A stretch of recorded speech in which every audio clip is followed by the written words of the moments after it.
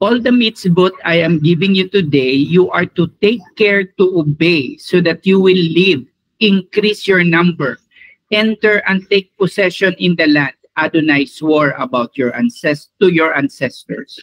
You are to remember everything of the way in which Adonai led you these 40 years in the desert, humbling and testing you in order to know what was in your heart, whether you would obey his mitzvot or not. He humbled you, allowing you to become hungry, and then fed you with man, which neither you nor your ancestors have ever known, to make you understand that a person does not live on food alone, but on everything that comes from the mouth of Adonai.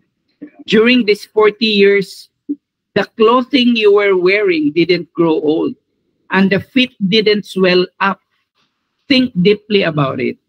Adonai was disciplining you, just as a man disciplines his child. So obey the mitzvot of Adonai your God, living as a direct and fearing him.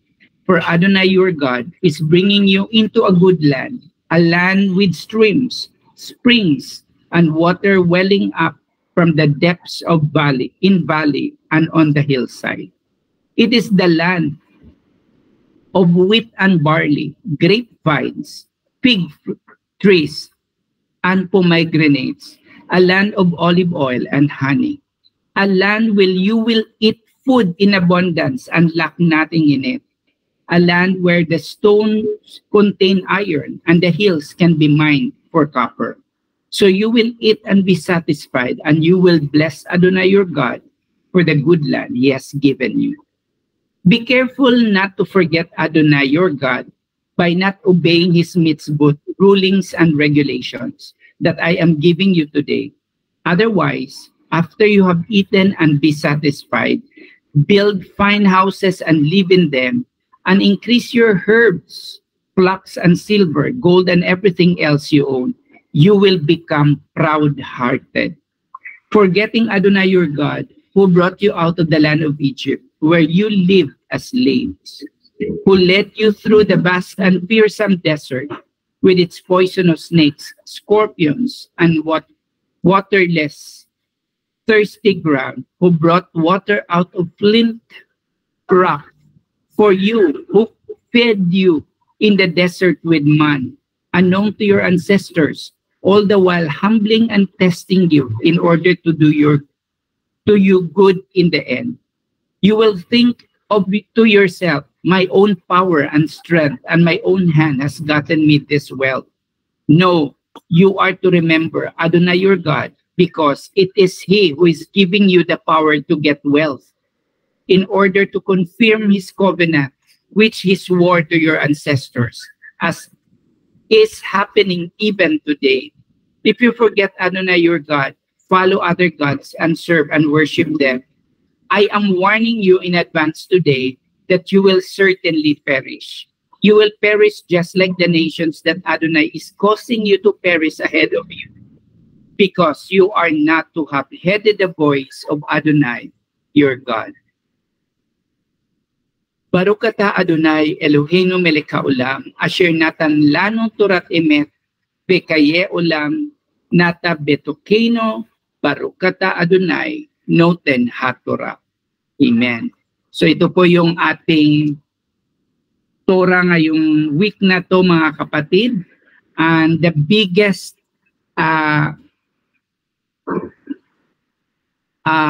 information that we can get out of Deuteronomy chapter 8, mga kapatid, is a warning against pride.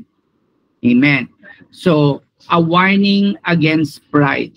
Hallelujah. The first one that had happened, mga kapatid, sa verse 1 and 2, God humbled and tested Israel. So, yung nangyari sa kanila sa ilang mga kapatid ay, they are both a humble experience and a tested Israel. Ano pong nangyari dito, mga kapatid? Ang nangyari dito is, pumunta sila sa ilang. So sa karami-ramihang daan, mga kapatid, pumunta sila sa ilang. At sa ilang mga kapatid ay kailangan mo talaga walang tubig, walang makain, walang trees, 'di ba? Mainit mga kapatid at wala kang kakapitan kung hindi yung nagpapadala lang sa iyo doon mga kapatid, no? So ano pong sinabi dito mga kapatid? All the commandments which I command you this day shall observe to do. Ano pong mangyari mga kapatid kung tayo po ay sumunod sa command ng Panginoon? Sabi dito, that you may live and multiply and go in and possess the land Hashem swore to your fathers, mga kapatid. So therefore, una nating dito mapupulot mga kapatid, that the result of obedience is life. So kung mag-ubi po tayo sa Panginoon, it is life, expansion, and the right to live in the land of Israel. Amen. So yun po yung sa 8-1 mga kapatid, or sa chapter 8 verse 1 mga kapatid.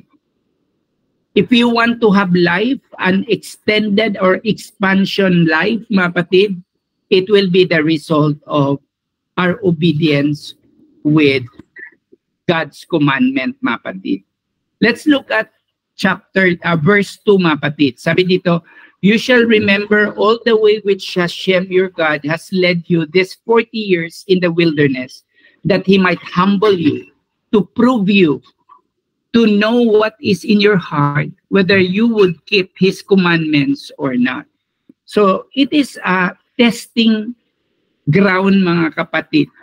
No, one that is very, very idealistic mga kapatid that we can draw from here is the inulan ng mana. No? Yung mana mga kapatid is, ang Hebrew name niya is man. So again, this is, mga kapatid, yung para siyang plates, no, na parang tinapay mga kapatid na sinabi mga kapatid, that they were given to test the children of Israel. Bakit po mga kapatid na ito ay isang testing, na ito naman ay isang blessing? Ito yung testing mga kapatid dahil mayroon siyang rules doon mga kapatid. Ano pong rules noon? Na kukuha sila every day ng kanilang lang pangangailangan mga kapatid.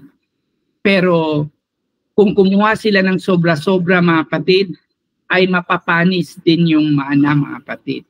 So that is to test whether yung kanilang puso really is just simply to follow God mga kapatid. So another one is they will gather on a Friday twice so that hindi na sila mag-gather mga kapatid sa Shabbat. Consistent kasi ang Panginoon mga kapatid na nagsasabi siyang huwag kayong magtrabaho sa Saturday. That's why dalawa ang kukunin mo sa Friday, double portion on a Friday. Pero ano pong nangyari mga kapatid? Meron pa rin pumupunta on a Saturday to get mga kapatid, no? So, anong pong i-remember natin all the way? Kasi sinabi dito, you shall remember all the way. So, we will remember all the way, ito po mga kapatid, the goodness that the Eternal have shown in the midst of problems, mga kapatid. So in the midst of problems, if we experience the goodness of the Lord, mga kapatid, we will remember it.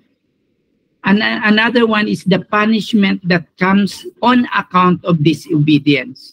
So sometimes, mga kapatid, we stumble and then we have this punishment, mga kapatid. So therefore, we have to remember it and learn from it, mga kapatid. And the word of Hashem spoke in those places. The hardship one has gone through, mga kapatid. So whoever remember his earlier hardship will remain humble. Ito po yun, mga kapatid, no? Sino po yung mga tao na may humility, mga kapatid? Nakitaan natin, mga kapatid, na sila yung lumalaking naghihirap, mga kapatid. They will come up with humility. But of course, hindi rin naman natin sasabihin na 100% yung mga mayayaman hindi din humble. I meet those rich people, mga kapatid, na sila din ay humble, mga kapatid, on their person, mga kapatid. Sabi dito, whenever success comes, it is very important to remember our hardship in order to remain humble, mga kapatid. The best way not to fall into pride is remembering where help has come from and be thankful on it, mga kapatid. So, dito pa lang, mga kapatid, atin pong alalahanin kung saan tayo galing, mga kapatid. No, kung yumaman tayo ngayon, sumubra na po yung yaman natin, kailangan po nating tandaan kung saan tayo galing, mga kapatid. Ano yung pinanggalingan nating hardship. And that will keep us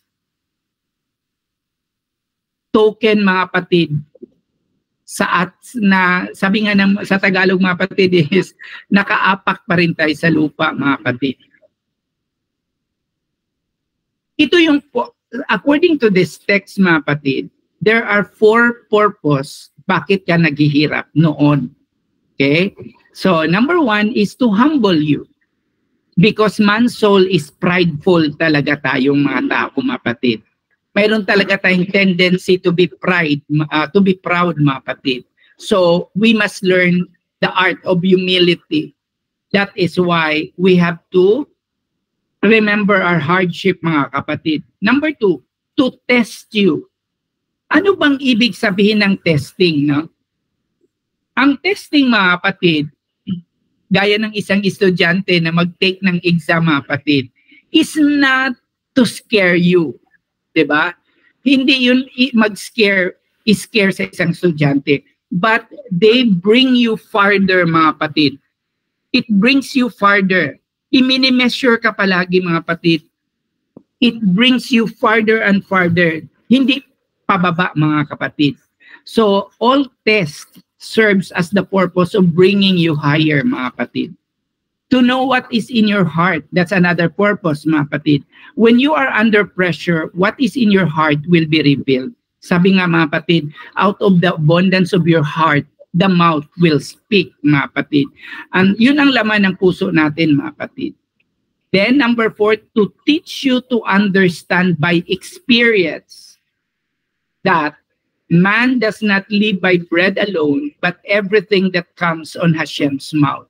I remember this one, mga kapatid. This could be very reason why people, mga kapatid, won't do Shabbat. Why? Because sayang daw yung Saturday nila, mga kapatid, makapaghanap buhay pa sila. So, we cannot follow the commandments of God in full, mga kapatid, especially on Sabbath, mga kapatid. So, it takes to be faithful to do this, mga kapatid.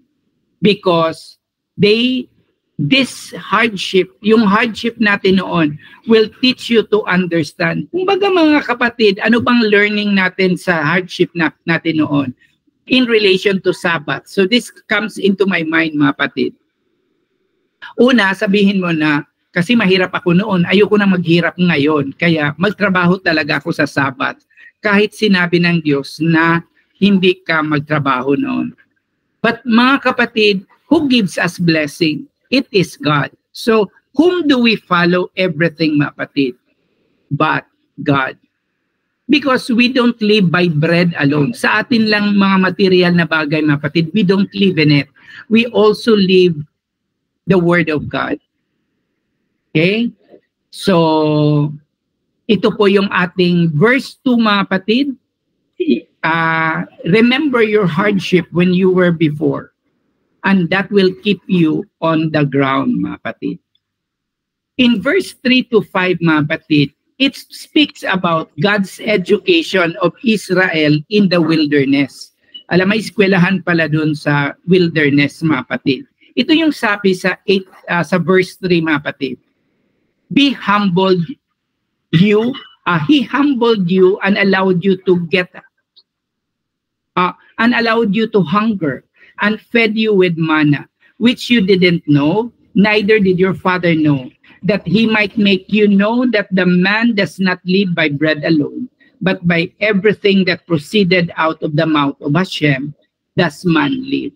So dito sila sa ilang mga kapatid, wala, no? Wala, nagugutom na sila siguro, mga kapatid, ay Naubos na yung kanilang pagkain na dinadala mga kapatid. So ano pong nangyari? Blanco. So ngayon sa ating buhay ngayon mga kapatid, kung wala na tayong makain mga kapatid, we'll look at to our kakayahan. No? May kakayahan naman ako, gagawa ko ng ganito, ganyan. Pero dito mga kapatid, they were humbled. Why? Wala naman silang gagawin doon sa mga kapatid, hindi naman sila pwedeng magnegosyo doon mga kapatid. So anong nangyari? Pinakita ng Diyos na siya lang ang makapagbigay lunas ng kanilang kagutuman mga kapatid.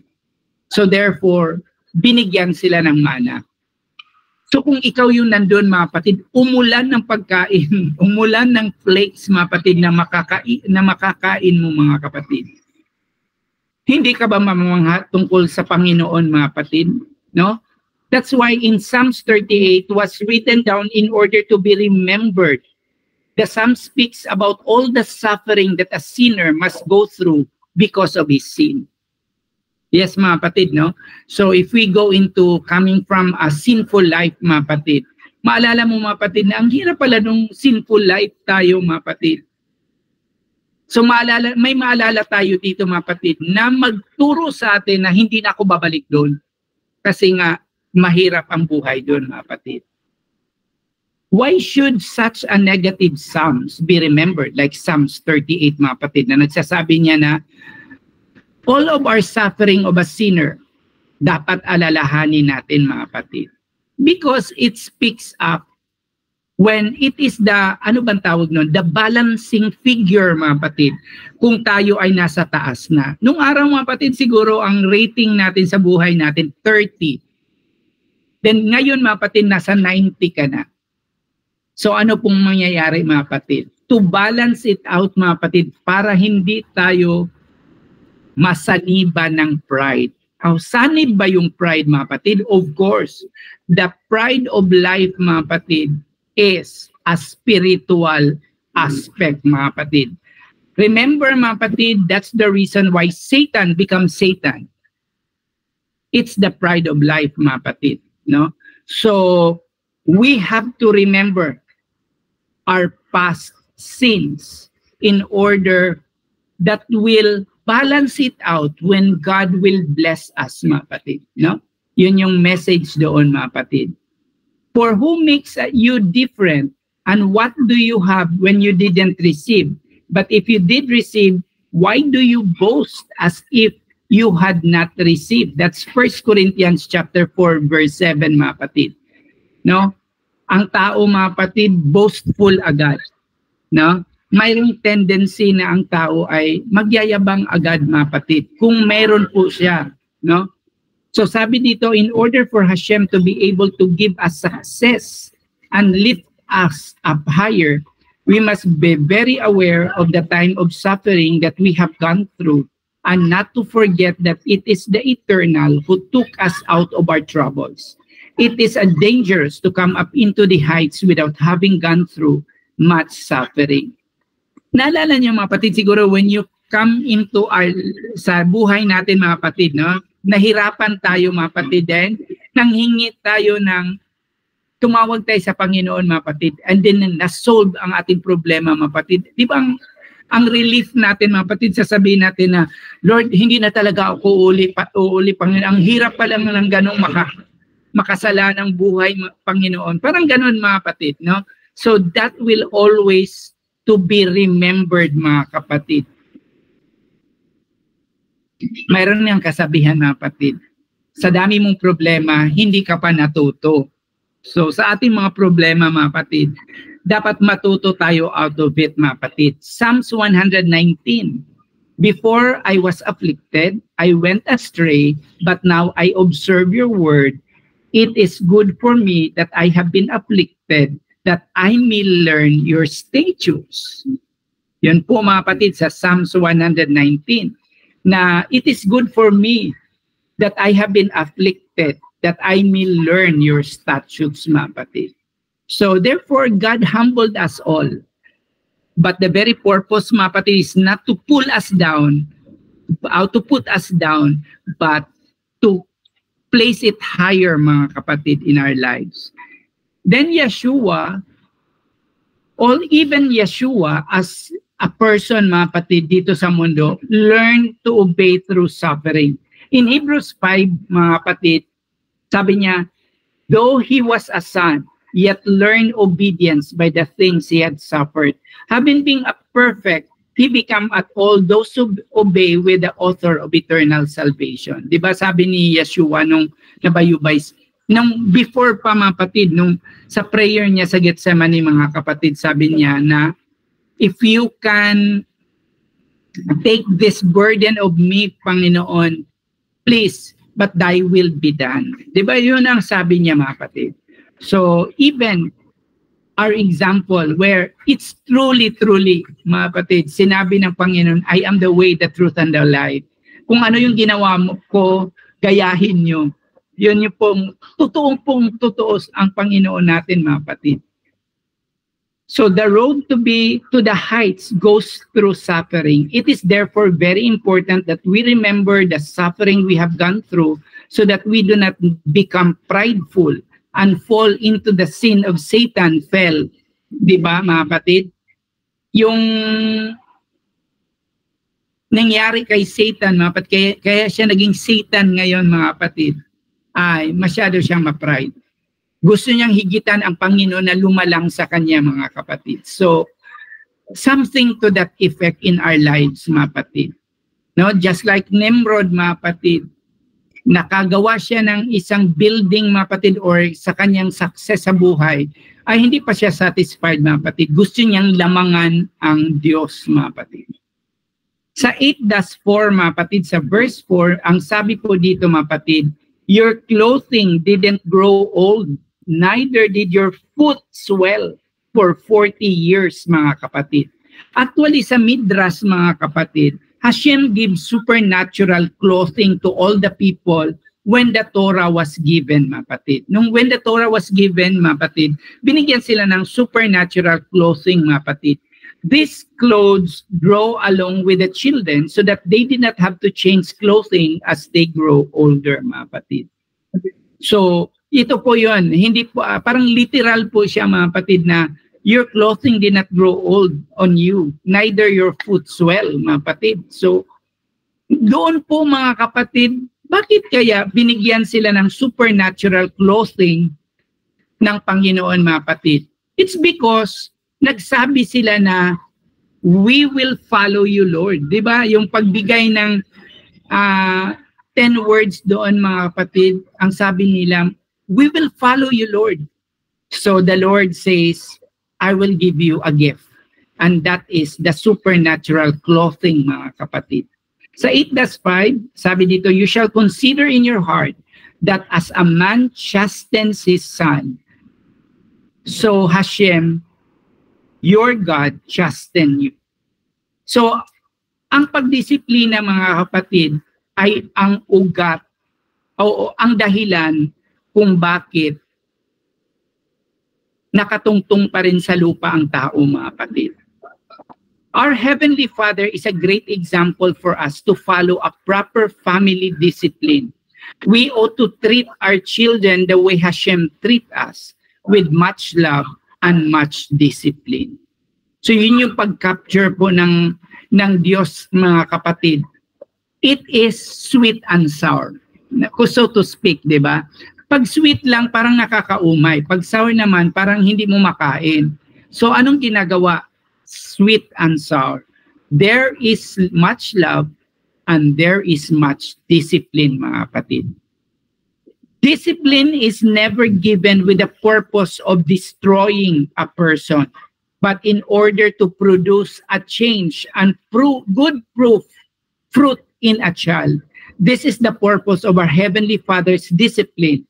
Mga kapatid, as akin pong basahin ang Hebrews chapter 12 verse 5 to 11, mga kapatid.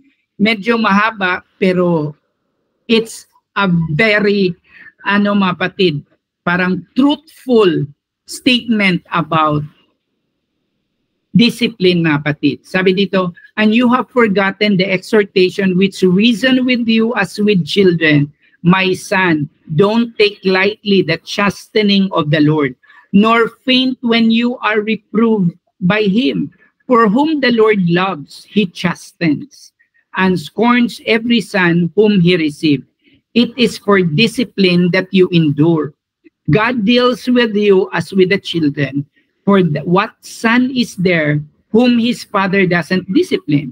But if you are without discipline, whereof all has been made partakers, then you are an illegitimate and not a children, mga kapatid. Kung hindi pala talaga tayo i-chastise ng Panginoon, mga kapatid, o i-disiplina ng Panginoon, mga kapatid, we are not His children, mga kapatid. Ang kategory pala natin ay illegitimate. Furthermore, we had the father of our flesh to chasten us, and we paid them respect. Shall we not much rather be in subjection of the Father of spirit and live? For they indeed, a few days punish us seems good to them, for he for our profit, that we may be partakers of his consecration. All chastening seems to be present, to be just joyous but grievous, but afterward it yields a peaceful fruit of righteousness to those who have been exercised thereby. So anong ibig sabihin dito, mga kapatid? We have to chastise, no? We have to love our children and to discipline them, and it seems like they feel na yung pagdisiplina natin ay negative on them, mga kapatid. So ito po, no, nakikita po natin na para po tayo tutungtong sa lupa, mga kapatid, dadaan po tayo sa disiplina, mga kapatid. Then verse 6 to 10, mga kapatid, ay sinabi doon kung ano yung blessing kung tayo ay susunod doon sa disiplina ng Panginoon, mga kapatid. Sabi dito sa verse 6, you shall keep the commandment of Hashem your God, to walk in his ways and fear him. To walk in Hashem's ways, meaning we will imitate all the way of being and behaving, mga kapatid. Sa 7:9, mga kapatid, verse, aking pong basahin. For Hashem your God brings you into the good land, the land of brooks of water, of spring and springs, flowing forth in valley and hills, the land of wheat and barley, the vines, the fig trees, the pomegranates, the land of olive trees and honeys, the land in which you shall eat bread without scarceness. You shall not lack anything in it. The land whose stones of iron, and out of whose hills may you dig copper, mga kapatid. So, di ba, nandun na lahat, mga kapatid, kung tayo po ay susunod sa Panginoon, sa Kanya pong pagdisiplina sa atin. We will have wheat, we will have barley, we have grapes, figs, pomegranates, olive oil, honey, mga kapatid. Napansin ko, mga kapatid, itong nakaano dito, mga kapatid, is they are the most important nowadays, and they are the most scarce at mahal, no, di ba? Expensive siya, mga kapatid, no? The 7 types of plants are the basis of tithe given to the agricultural produce that is made in the land of Israel. So, sabi po sa Matthew 23:23, mga kapatid, woe to you, scribes and Pharisees, hypocrites, for you tithe mint, dill, and cumin, and have left undone the weightier matters of the law, justice, mercy, and faith. But you ought to have done this, and not to have left the other undone. So dito, mga kapatid, sinabi ng Panginoon, mga kapatid, na it's not enough to give. No, to give tithes. On this case, mga kapatid, no, it's not enough, but you do it with justice, with mercy, and with faith, mga kapatid. Paano ba natin yan maanuhan, no? Yung justice, when you say justice, it's the truth. So we give based on the truth, mga kapatid. Then we give based on mercy, mga kapatid. Yung ngayon, mga kapatid, marami nangangailangan. Kung mayroon po tayong marami po, mga kapatid, so we can give, mga kapatid, and you can do it with faith. Kasi ang problema sa faith, mga kapatid, ay galing po yan sa nagbigay. Kasi kung nagbigay mga kapatid, mag-isip ka, magbibigay ako, mawawalan ako. But if you give and follow the Lord, mga kapatid, you have to exercise faith. Remember this one, mga kapatid, justice, mercy, and faith. In giving, mga kapatid, we have to exercise this. For example, justice. Another way of doing it is, where will I give? Sa tamad, sa nangangailangan, sa hindi na kayang magtrabaho, and so on. That speak of the justice. Mercy, mga kapatid. Nakikita natin, mga kapatid, ang kanilang kalagayan. And then faith, mga kapatid, you believe that after giving, what comes to you is nothing. No. The promise of God is, when you give, you will receive more, mga kapatid.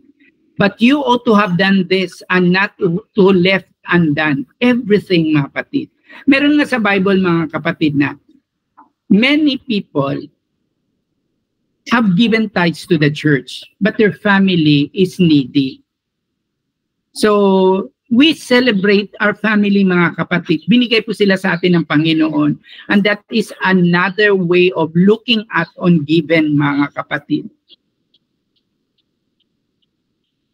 Sa 10, mga kapatid, you shall eat and be full, and you shall bless Hashem, your God, for the good land which He has given to you. So this is the very foundation of Berkat Hamazon, mga kapatid, no? Which is the blessing after the meal.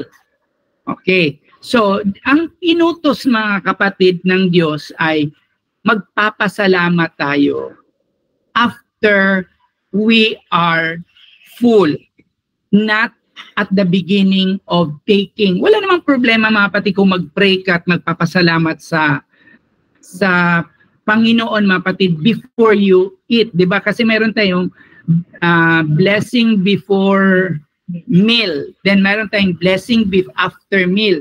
Usually, mga kapatid, ang nakaligtaan natin ay yung blessing after meal. Na siya po yung inutos ng Panginoon. Bakit po, mga kapatid?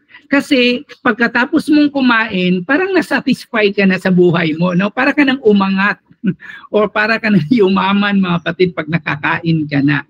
So therefore, God says, when you become rich, you bless me. So kailangan nating mag-pray, mga kapatid, after the meal. Kasi most of us, mga kapatid, we just only pray beginning of the meal. At hindi po yun yung utos. Amen. So, the blessing called Berkat Hamazon is a prayer book actually, mga kapatid. No? So, it contains the 4 parts, mga kapatid. Number 1 is Berkat Hazan, the blessing to him who gives food to his created things, mga kapatid. Meaning, ito pong Berkat Hazan, mga kapatid, ay ang nag-initiate po dito ay si Moses, mga kapatid. Then pangalawa ay Berkat Haaretz, the blessing over the land. Well, according to the tradition, mga kapatid, Yehoshua instituted this blessing, no? Si Joshua, mga kapatid, in the promised land, before they enter the promised land, mga kapatid. Then there is also Berkat Jerusalem, the blessing of peace over consecrated cities and temple, mga kapatid. This is initiated by King David and Solomon, mga kapatid, kasi of course sila naman yung mga kingdom at that time, mga kapatid. And the last one is Hatov Vehametiv. It's a blessing to him who is good and does good, mga kapatid, na nagbibigay, mga kapatid, sa atin ng pagkain. So, yan po, mga kapatid, no? So, we learn another thing that we can do work in everyday's life, mga kapatid, ay we will bless the Lord after meal. Okay? So, the next one is the warning against pride, mga kapatid. So, kung feeling, mga kapatid, wala naman sigurong ganun, mga kapatid, na feeling proud tayo sa ating mga buhay, mga kapatid. Ito po, remember that is the very reason why Satan becomes Satan, mga kapatid. So, simulan natin sa verse 11, mga kapatid, basahin natin hanggang 17. Be careful not to forget Adonai your God by not obeying his mitzvot, rulings, and regulations that I am giving you today. Otherwise, you have eaten and are satisfied. Build fine houses and live in them. So magarang mga bahay, mga kapatid. And increase your herds, flocks, silver, gold, and everything else you own. You will become proud-hearted. Ano pong nangyari sa mga proud-hearted, mga kapatid? Forgetting Adonai your God, who brought you out of the land of Egypt, where you live as slaves, who led you through the vast and foursome desert with its poisonous snakes, scorpions, and waterless, thirsty ground, who brought water in the flint trunk of you, who fed you with the desert with manna, unknown to your ancestor, in the whole humbling and testing you in order to do your good end. You will think to yourself, my own power and the strength of my own hand have gotten me this wealth. Oh my. Sometimes mga kapatid, nagawa natin to mga kapatid, out of our being human mga kapatid, na mayabang tayo mga kapatid, no? Because we have something. Hindi ka naman mayabang mga kapatid kung wala ka. So this must be the character of the blessed one, yung nabibless mga kapatid, no? So ito na nga, be careful. Ang sabi lang dito sa 11, be careful not to forget Adonai. Bakit mga kapatid? Dapat natin alalahanin ang Diyos kung tayo ay yayaman na. Because mga kapatid, ang utos ng Diyos ay para sa kabutihan mo mga kapatid. Remember yung utos ng Panginoon, give to them who have nothing mga kapatid. No? So kung ikaw mga kapatid ay mayaman ka na at hindi mo binigay mga kapatid, nag-share sa ibang tao mga kapatid, you might not forget God. No? You might forget God's words mga kapatid in our... So pupunta tayo sa chapter 80, sa verse 18 mga kapatid. This is a very short mga kapatid,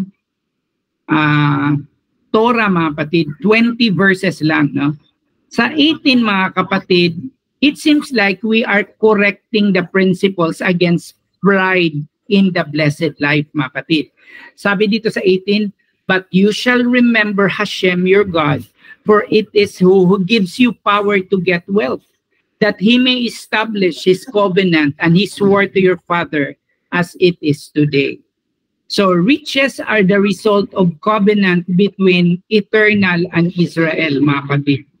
The righteous among the nation also receive the benefits of the renewed covenant of Israel in the blood of Yeshua. If you are in a covenant, you have the right to partake the rights of a covenant. According to the covenant, we have the right to enjoy material blessing as it is written in 1 Timothy, mga kapatid. Sabi dito, God who richly provide us with everything to enjoy. Ito po mga kapatid yung ating panghahawakan mga kapatid. We should not have a mentality of the poor. Di ba? Sabi nila mga kapatid, we should not have the mentality of the poor na ay walang-wala talaga. Why? Because meron naman talaga tayong Diyos mga kapatid who richly provide us with everything to enjoy mga kapatid. So dito sa 19:20 mga kapatid, the last verse, last verse, 2 verses mga kapatid, it speaks about the penalty of pride. Ano pong mangyayari sa mga proud people mga kapatid or the pride in our life mga kapatid? Sabi dito, if we lack, we must ask ourselves this question. If material possessions are in the part of the covenant we have with Eternal, then why do we not have more riches? Here are the 8 possible answers mga kapatid. Diba? Pag nag-serve naman ako sa Panginoon, ano kayang dahilan bakit hindi ako nagkakaroon ng blessings mga kapatid? Okay. Number 1 talaga mga kapatid ay hindi tayo nagkakaroon ng blessings mga kapatid ay kinu-curse tayo. May curse. Isa po yun mga kapatid, no? What are these curses mga kapatid? Look at the first one. Generational curses mga kapatid. we suffer the consequence of disobedience of our forefathers. Di ba sinabi ng Panginoon mga kapatid na I visit yung inequities of your father, I visit it into the third and the fourth generation mga kapatid. But of course, ang sinabi doon mga kapatid, i-curse yung hindi pumunta sa Panginoon. Pero yung those who love already, the generation that love Adonai already, He blesses mga kapatid. No? So, if we confess our sins of our forefather and ask forgiveness in their behalf and change our lifestyle so that we do what they, our fathers, did to obey the commandments, then we can break these curses, mga kapatid. Anong ang Tagalog ng curses? Sumpa, mga kapatid, no? May generational sumpa. Another one, mga kapatid, is mayroong regional and national curses, mga kapatid. Okay. When you live in a poor nation, it is easy to become a victim of the environment steeped in poverty, mga kapatid. The curses that we have brought about poverty are to be broken into people to repent their sins.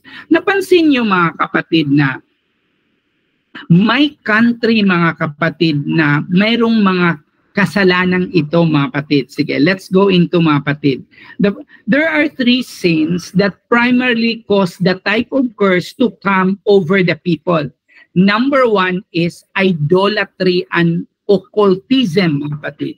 Kung mayroon po tayong country po natin, guys, sa Pilipinas, mga kapatid. So, rampant din ang idolatry dito, mga kapatid, no? So, Philippines is a third country still, di ba, mga kapatid? Shedding of innocent blood. Okay, so may country ba na riot ng riot araw-araw, mga kapatid? Meron, no? We can sense that one in black people, mga kapatid, sa mga countries na yon, mga kapatid. And free sex. Free sex, mga kapatid. It is possible to break this curse over a limited area in the land, as we can see in Yitzchak's life in Genesis 26, mga kapatid. So, yung another curses that comes into a person is yung titira ka sa country na kino-curse because they have a lot of three sins, mga kapatid. Idolatry and occultism, then shedding of innocent blood and free sex, mga kapatid. And number three na curse, mga kapatid, is the spoken curse. Kaya talaga, mga kapatid, when I look at this one, mga kapatid, wow. What I can just say is, I'm sorry, Lord. No, ganito kasi yun eh. Through your tongue, you can bring poverty and prosperity over your life. So sabi, do not say, I do not have, or I am poor. Say that the eternal will give me what I need. So, dun pa lang, mga kapatid, sa ating individual spoken curses, mga kapatid, naku-curse tayo. Nagkakaroon tayo ng hindrance of our blessing, mga kapatid. So from now on, we will say, God will provide. No? The eternal will give me what I need. For example, mga kapatid, may magbibigay, may manghihingi sa iyo ng 1 million dahil magpagamot siya, mga kapatid.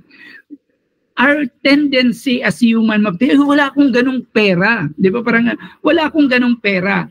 Pero we will not discount our God, mga kapatid, who owns the whole world, mga kapatid. So probably our answer would then be, sige, maghintay tayo sa Panginoon, mag-pray muna tayo sa Panginoon. God will provide all of us, mga kapatid. Next. Ang sunod, mga kapatid, ay confess what is written, mga kapatid. Sabi dito, mga kapatid, i-confess natin, mga kapatid, kung tayo ay walang-wala, mga kapatid. Number 2 is, I have never seen the righteous forsaken or his children begging for bread.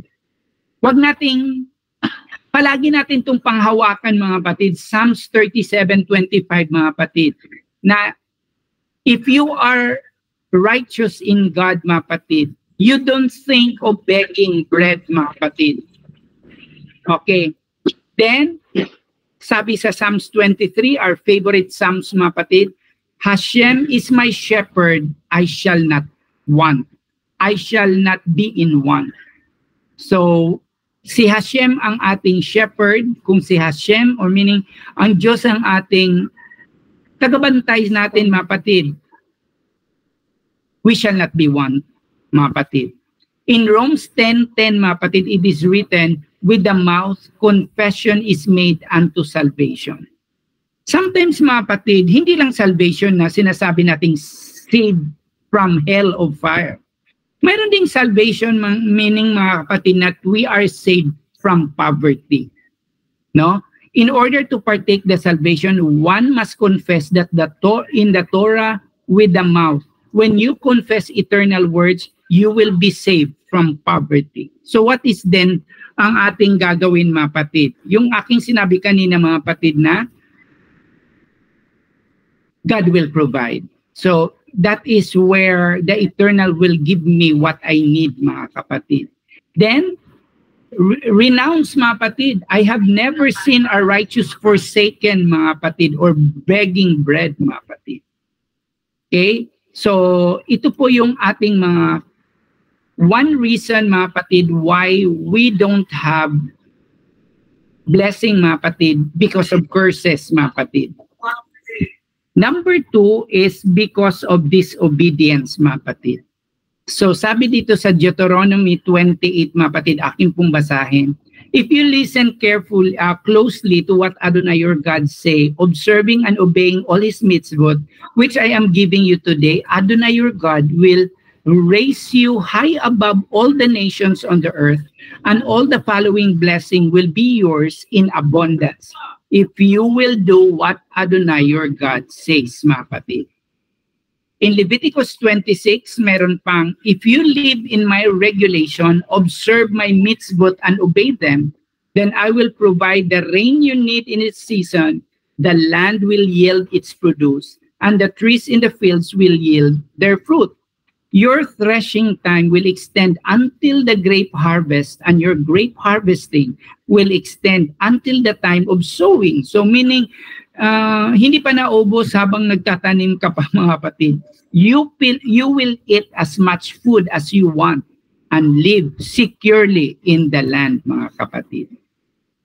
Number 3 reason, mga kapatid, is holding back tithes and offerings, mga kapatid. Ito po yung sa Malakay 3:9, which is very, very popular, mga kapatid, no? Na magbibigay, mga kapatid, ng ikapo. Ito po yung tithes, mga kapatid. Another one is a Zechariah 5:1-3, mga kapatid. Stolen goods that have not been returned. So, tingnan natin, mga kapatid, kung mayroon tayong hiniram na kaguran dyan, mga kapatid, na hindi pa natin nasasauli, isauli na natin. Kasi it is not returned, and it is way na hindi tayo pagpapalain, mga kapatid. No, so mag-iisip-isip na tayo ngayon kung ano yung hiniram nating mga kaguran, mga kapatid. Okay, next one is the reason why we lack blessing, mga kapatid, is incorrect priorities, mga kapatid. So, we have to understand, mga kapatid, that who are our priorities in life, mga kapatid, no? Ang Diyos ba ang ating first priority, or ano po, mga kapatid? Then itong number 6, mga kapatid, hindi lang nakapagbigay tayo, mga kapatid. Tingnan din natin yung motibo natin sa ating pagbibigay. Example, mga kapatid, maraming mga tao ngayon na nang hihingi sa atin sa daan, mga kapatid, no? Merong oras na binibigyan lang natin, mga kapatid, para mataboy sila sa atin. Na parang mawala, parang hindi ka madisturbo, mga kapatid, bibigyan mo sila ng pera. That's the wrong motive, mga kapatid. Yung motibo mo sa pagbibigay, mga kapatid, ay dapat totoong nagbibigay. Diba? So, pag magbibigay tayo ng piso lang, mga kapatid, kung yan lang naman ang ating nasa kakayanan natin, mapibigay na lang. Pero kung you have much more, isipin mo na lang, mga kapatid, manghingi sa iyo ang isang tao, bibigyan mo ng piso. Anong mabibili niya sa piso, mga kapatid? No? So, you might as well itama mo yung pagbibigay mo sa kanya para may satisfaction naman siya, mga kapatid. Number 7, mga kapatid. James 4:2, mga kapatid. Lack of prayer. Ang sabi ng Panginoon, mga kapatid, ask and it shall be given unto you.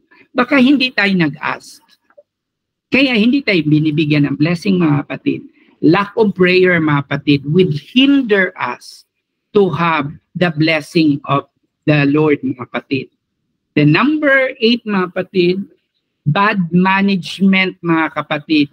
We have to manage our resources, mga kapatid, so that kailangan natin, para tayo, mga kapatid, tinitest tayo ng Panginoon whether we are a good steward of the resources of God. Actually, mga kapatid, hindi po natin yan resources. Resource po yan ng Panginoon, mga kapatid. And we are just tagabantay of that. And just like, mga kapatid, yung talents na binigay na inano sa parable, mga kapatid, no, yung iba binigyan ng Panginoon pero nilibing lang yung management niya, nililibing lang. And then God wants us to grow through the blessings that He has given to us, mga kapatid. So all of this, mga kapatid, will wrap up 3 things in this week's parasya, mga kapatid. Number 1, mga kapatid, is be thankful in the Lord when you are full. Diba?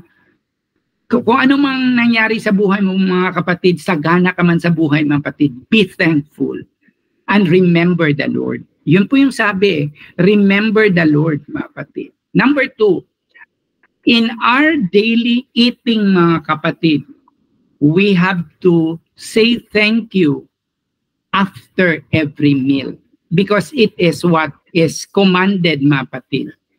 And number 3, mga kapatid, is we might be mindful na kung tayo ay nasa rurok na ng kayamanan, mga kapatid, ating pong alalahanin kung saan tayo nanggaling, mga kapatid.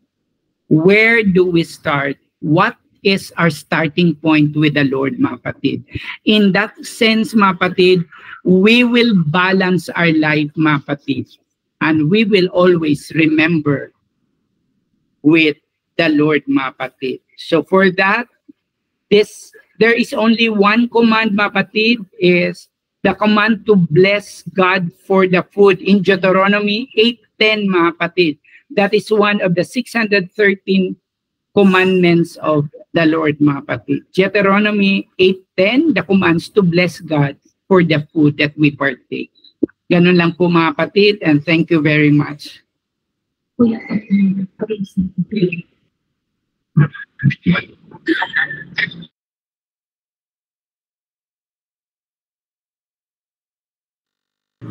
Kuya Sam, Kuya Sam, kayo daw muna. kayo daw muna, Kuya Sam.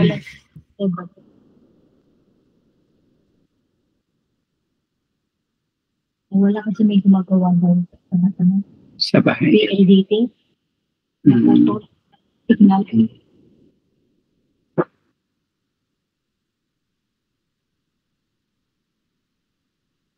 Kuya Sam? Kayo lang muna. Sige, ang naiwan na lang dito kung wala si Kuya Sam dito, mga kapatid. Tayo na lang dalawa, May. Hindi siya. Nandito.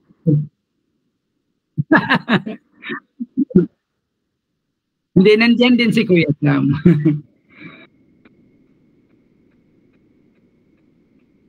Naka-mute po kasi. Oo. Si Sister Badette din ay mayroon pang nag-ayos doon sa kanilang kuryente daw. Sige. PLDT. So sige, and can we have, habang naghihintay tayo kay Kuya Sam, can we have the discussion of, di ba interest